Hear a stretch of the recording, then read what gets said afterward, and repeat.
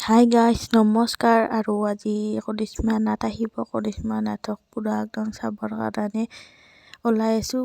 পূৰা ড্ৰেছ চেৰেছ কৰি ল'লোঁ আৰু এতিয়া চাবলৈ যাম কৰিশ্মা নাথক। আপোনালোকেও চাই থাকিব ভিডিঅ'টো। যদি ভাল লাগে লাইক কৰি দিব, শ্বেয়াৰ কৰি দিব। আমাৰ নলবাৰীত আহিছে।